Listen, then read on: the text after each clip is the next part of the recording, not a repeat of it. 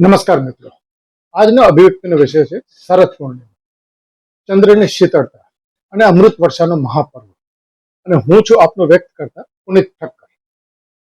આજે આકાશમાં જુઓ, ચંદ્ર જાણે ધરતી ઉપર ઉતરવા આતુર હોય તેમ તેની 16 કળાઓ સાથે પ્રગટ થયો છે. આ છે શરદ પૂર્ણિમા, વર્ષની સૌથી ઉજળી અને તેજસ્વી રાત. આ માત્ર પ્રકાશ નથી, આ તો છે શાંતિની ચાદર જે પ્રકૃતિએ આપણા ઉપર ઓઢાડી છે.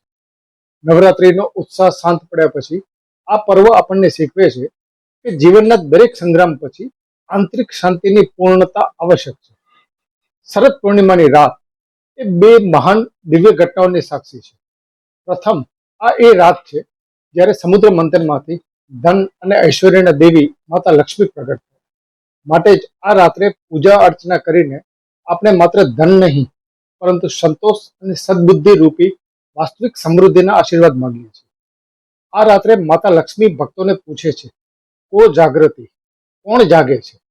શું તમે તમારા લક્ષ્ય માટે જાગો છો કે નિરાશામાં ઊંઘી જાઓ છો? અને બીજું, વૃંદાવનની માટી જે આજે પણ શ્રી કૃષ્ણના મહારાસની ધૂનથી પવિત્ર છે. આ રાસ માત્ર નૃત્ય નહોતું, પરંતુ આત્મા અને પરમાત્માના અનન્ય પ્રેમનું મિલન હતું. શરદ પૂર્ણિમા આપણને શીખવે છે કે જીવનની દરેક ક્ષણને પ્રેમ, સમર્પણ અને આનંદ સાથે કેવી રીતે જીવવું. આ પર્વનું હૃદય છે દૂધ અને પૌવાનો પ્રસાદ. આ રિવાજ પાછળનો હેતુ એટલો સુંદર છે કે સીધો આપણા હૃદયને સ્પર્શી જાય છે. વૈજ્ઞાનિક દ્રષ્ટિએ આ ઋતુમાં પિત્તનો પ્રકોપ વધે છે. દૂધ અને પૌવા જેવા શીતળ આહારનું સેવન કરવાથી શરીરનું શુદ્ધિકરણ થાય છે અને પાચન તંત્ર શાંત થાય છે. આધ્યાત્મિક દ્રષ્ટિએ આપણે આ પ્રસાદને ખુલ્લા આકાશ નીચે ચંદ્રની ચાંદનીમાં મૂકીએ છીએ. માન્યતા છે કે આ રાત્રે ચંદ્ર તેના ઔષધીય ગુણોનું અમૃત ધરતી ઉપર વરસાવે છે. આ અમૃત જ્યારે દૂધ પૌવામાં ભળે છે ત્યારે તે પ્રસાદ આપણા શરીર માટે રોગ પ્રતિકારક શક્તિ વધારનારું દિવ્ય ઔષધ બની જાય છે. આ ક્રિયા આપણને કુદરત સાથે, ખાસ કરીને ચંદ્રની શીતળ શક્તિ સાથે જોડે છે. શરદ પૂર્ણિમાનો સંદેશ આપણા આજના જીવન માટે ખૂબ જ મૂલ્યવાન છે. આપણે આપણા પરિવાર સાથે, મિત્રો સાથે ખુલ્લા આકાશ નીચે બેસીને પ્રેમ અને શાંતિની વાતો કરીએ છીએ.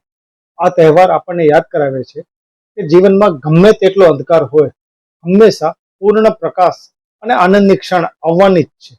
તો ચાલો આ પવિત્ર રાત્રે આપણે પણ આપણા મનમાંથી લોભ, ક્રોધ અને અહંકારની ગંદકીને દૂર કરીએ.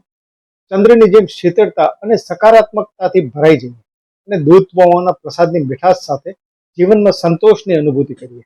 આ શરદ પૂર્ણિમા તમારા જીવનમાં શાંતિ, સમૃદ્ધિ અને અમૃતનો સંચાર કરે. જય લક્ષ્મી માતા, જય શ્રી કૃષ્ણ.